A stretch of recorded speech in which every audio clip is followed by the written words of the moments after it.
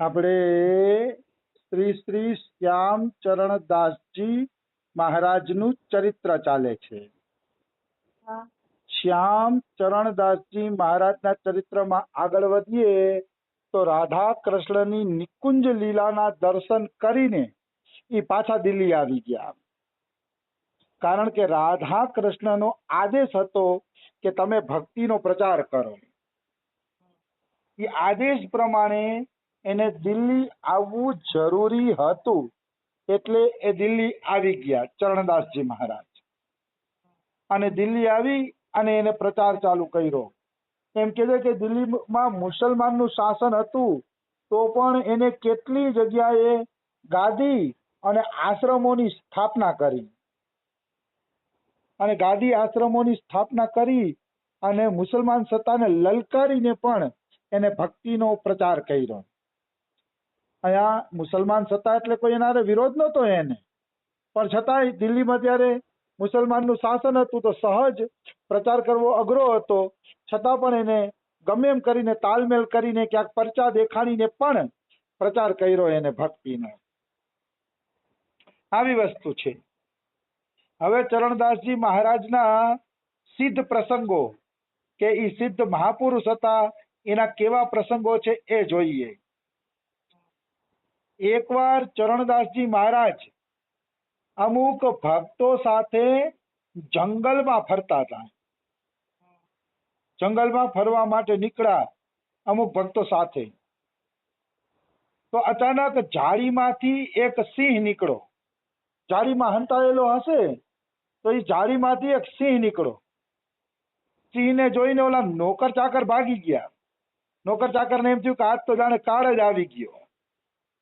એટલે નોકર ચાકર ભાગી ગયા. પણ ચરણદાસજી મહારાજે સિંહને નજીક બોલાવી અને પૂચકાર્યો. પૂચકારીને એને માળા પહેરાવે છે. માળા પહેરાવીને શિષ્ય બનાવી લે છે.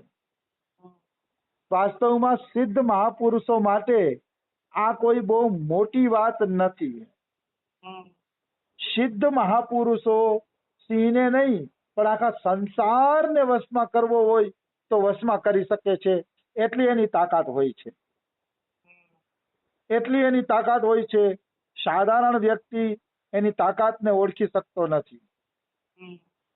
હવે આ જ પ્રસંગ કવિતામાં આપ્યો છે. ભક્ત રાજ ઢીગ લિયા બુલાઈ, પુચકારા ઓર બાત સુનાઈ. સિંહ આવ્યો એટલે ચરણદાસજી મહારાજે નજીક બોલાવી લીધો એને. પછી એને પુચકારી અને એને એક વાત સંભળાવે છે. 84 ભુગતી બહુ બારા, ચેત ભજન કર મૂઢ ગવારા.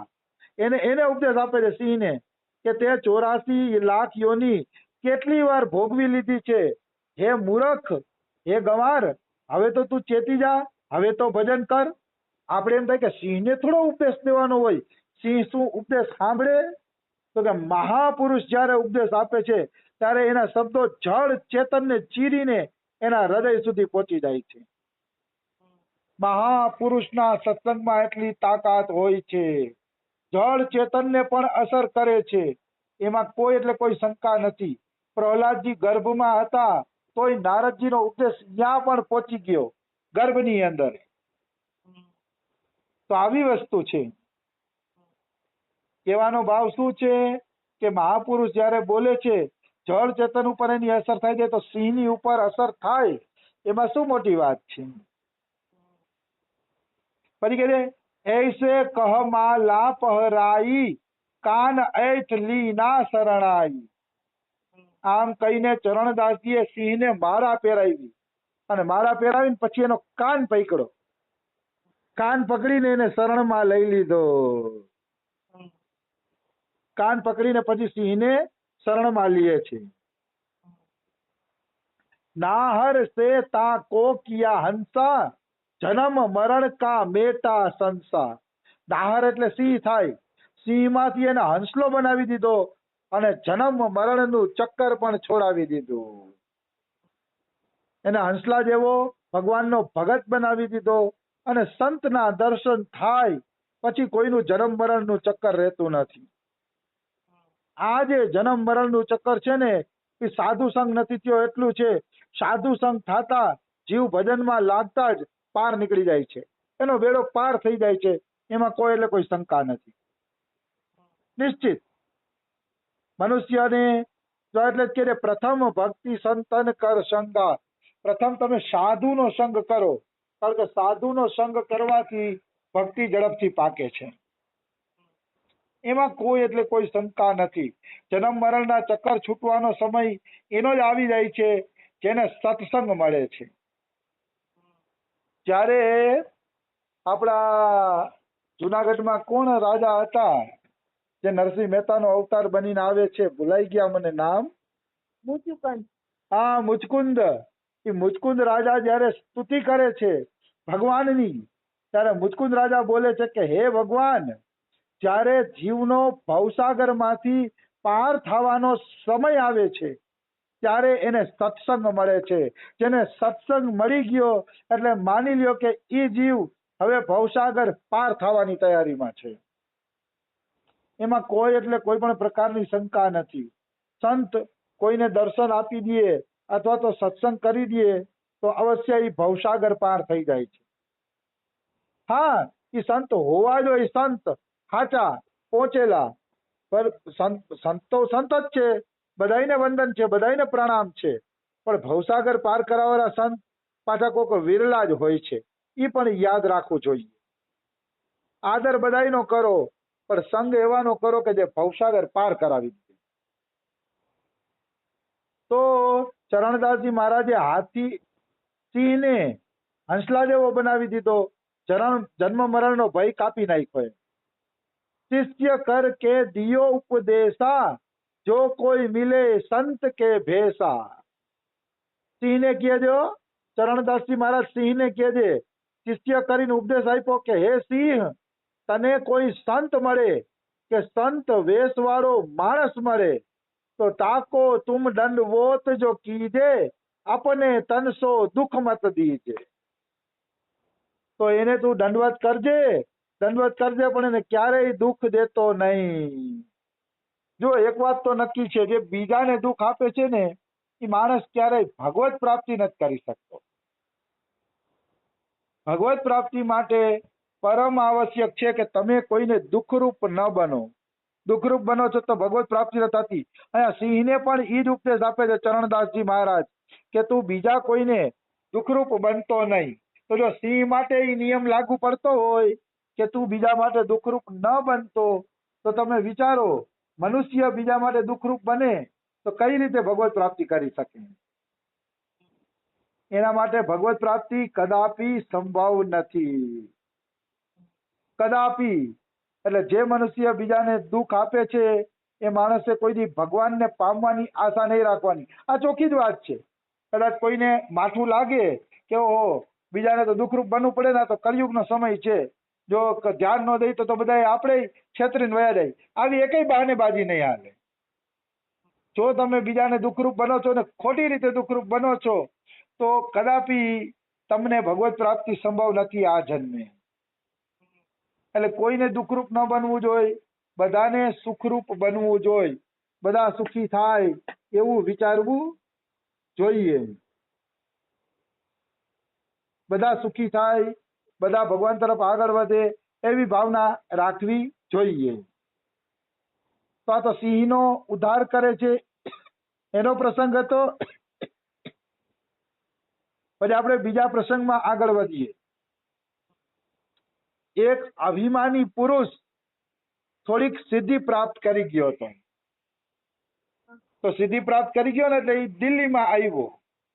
દિલ્હીમાં આવીને અભિમાન કરે, મારા જેવો કોઈ નથી, મારા જેવો કોઈ નથી, અભિમાન કરે. અને રામજીને ઈષ્ટ માને અને ગુરુ પણ રામજીને માને. હતો એ રામાનંદી સંત, પણ એનું અભિમાન બહુ વધી ગયું હતું. એટલે કોઈએ એને કીધું કે ભાઈ તું રામનો ભક્ત છો એ સાચું, રામ તારા ગુરુ છે એ સાચું, પણ મનુષ્યને પણ ગુરુ બનાવવા પડે. મનુષ્યમાં કોઈ ગુરુ બને ત્યારે એ કે જીવનું સાચું કલ્યાણ થાય છે. એટલે તું કોઈને છે ને એ કે ગુરુ બનાવી લે, તું કોઈને ગુરુ બનાવી લે કે. તો આ શું કે છે? ગર્વથી કે હું કોને ગુરુ બનાવવું? એ કે મારી શરતો માને તો હું ગુરુ બનાવું. તો બધા લોકો કે બોલ તારી શું શરત છે? તો કે મારી શરત છે કે કોઈ કુવા ઉપર ચાદર બિછાવે અને કુવા ઉપર ચાદર બિછાવીને એની ઉપર બેસીને મને દીક્ષા આપે ને તો હું એને ગુરુ બનાવું. આવી એને શરત મૂકી. મૂળ તો એને પોતાની સિદ્ધાઈ દેખાડવી હતી કે હું કેટલો ઊંચો સિદ્ધ કોટીનો મહાત્મા છું, એવી પોતાની સિદ્ધાઈ દેખાડવી. એટલે એ આવડી મોટી મોટી વાતો કરતો હતો. તો ચરણદાસજીને ખબર પડી ને, તો ચરણદાસજીએ કહી દીધું ભાઈ હું એને દીક્ષા દેવા તૈયાર છું, કહી દો કુવામાં ચાદર બિછાવીને હું એને દીક્ષા આપી દઈશ. એટલે આને એમ થયું રામાનંદજી સંતને કે આ બધું ખોટા નાટક કરે છે, કુવામાં ચાદર પાથરીને કોઈ થોડા દીક્ષા આપી શકે. એટલે બે જણા ભેગા થયા કુવા પાસે. ચરણદાસજી મહારાજે કુવામાં ચાદર બિછાવી અને ચરણદાસજી મહારાજ ચાદર ઉપર ન બેઠા, એક દોરાનો ઘા કર્યો અને દોરા ઉપર બેસીને દીક્ષા આપી ચરણદાસજી મહારાજે. ભાઈ એકથી એક ચડિયાતા મહાપુરુષો આ સંસારમાં પડ્યા છે, એકથી એક ચડિયાતા. ભારત દેશ શું છે? ભારત દેશ છે ને એ ગુદડીના લાલ પેદા કરવા વાળો દેશ છે. આમ ભલે ખાલી ફાટેલી ગોદડી ઓઢીને ફરતા હોય સંતો, પણ એ સંતો ધારે તો ગમે એવા ચમત્કાર દેખાડી શકે છે. એટલે ભારતના સંતોને ગુદડીના લાલ કીધા છે. એ બધા ફાટેલી ગોદડીની અંદર હીરા જેવા છે, એવા ભારતના સંતો છે.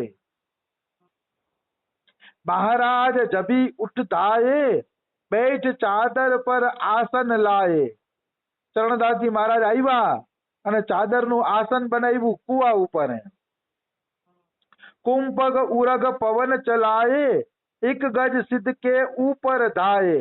સિદ્ધ બેઠો તો ને એનાથી એક ગજ ઉપર બેસીને દીક્ષા આપી. સિદ્ધની ઉપર હવામાં બેસીને દીક્ષા આપી. એટલે સિદ્ધને એમ થાય કે ના ગુરુ ચડિયાતો છે. કભી આપ ચાદર બેઠાવે ખેંચ પવન કભી ઉપર ધાવે. ચરણદાસજી મહારાજ ક્યારેક ચાદર ને આ બાજુ વાળે, ક્યારેક આ બાજુ વાળે, ક્યારેક આ બાજુ, ક્યારેક આ બાજુ. અલગ અલગ ચાદર ને પવનમાં ઉડાડીને પોતાની સિદ્ધાઈ દેખાડે છે ચરણદાસજી મહારાજ. यह गति जब ही सिद्ध लखाई उठी साष्टांग प्रणाम कराई. આ ગતિ જોઈને ઓલો સિદ્ધ હતો ને એ સાષ્ટાંગ પ્રણામ કરે છે ચરણદાસજી મહારાજને કે મહારાજ મને માફ કરો, મને ખબર નહોતી કે તમારા જેવા સિદ્ધ મહાપુરુષ પણ આ સંસારમાં પડ્યા છે કે જે આ રીતે ચાદરમાં ઉડીને દીક્ષા આપી શકે. એટલે આધ્યાત્મિક જગતમાં એવા એવા સિતારાઓ થયા છે ને કે આગળના લોકો એની કલ્પના પણ નહીં કરી શકે. એને એમ લાગશે કે આ બધી કાલ્પનિક કથાઓ છે, પણ આ કાલ્પનિક કથાઓ નથી, આ સત્ય કથાઓ છે. આપણા સંતોએ એવા ચમત્કારો રમત રમતમાં કરી દેખાડ્યા છે. એવું નહીં કે કઈ તકલીફ પડી છે, રમત રમતમાં આવા ચરિત્ર કરી દેખાડ્યા છે. ઓર અપના સિર આગે કીના કંઠી તિલક મંત્ર કો લીના. અને ઓલા માથું આગળ કરી દીધું અને કંઠી તિલક અને મંત્ર શ્યામ ચરણદાસજી પાસેથી લઈ લીધું. આવડા મોટા મહાપુરુષ. અમારું ગામ જોડિયા છે. જોડિયાથી 7 કિલોમીટર દૂર ભાદરા પાટિયા છે. એ ભાદરા પાટિયામાં ભગવાન સ્વામિનારાયણ પધાર્યા હતા એક વખત. તો સ્વામિનારાયણ ભગવાન કે અમારે ઊંડ નદીમાં છે ને વિહાર કરવો છે, કોઈની નૌકા છે? તો કે હા એક જણાની નૌકા તો છે, પણ એ હવે આજે નહીં આપે. તો કે લ્યાવો ને એની નૌકા. તો કે એની નૌકાની શું જરૂર છે? તમે તો સિદ્ધ મહાપુરુષ છો, તમે ચાદર નાખીને નૌકા વિહાર કરી લ્યો. અને સ્વામિનારાયણનું લોહી ગરમ થઈ ગયું. સિદ્ધ મહાપુરુષ હતા, ભગવાન હતા. તો એને તરત જ ઊંડ નદીમાં ચાદર પાથરી દીધી. ચાદર પાથરીની ચાદર ઉપર બેસીને નૌકા વિહાર કર્યો ભગવાન સ્વામિનારાયણે. આજે પણ અમારા ગામની બાજુમાં ભાદરા પાટિયા છે. એ ભાદરા પાટિયામાં ઊંડ નદીના કિનારે આ જગ્યા આવેલી છે. તો કહેવાનો ભાવ શું છે કે સંતો બધું કરી શકે છે. સંતોની શક્તિ નિરાલી છે, એને કોઈ દી લલકારવા ન જોઈએ. તો સમય થઈ ગયો છે, બીજું આપણે કાલે લઈ લેશી. રાધે રાધે, જય સિયારામ.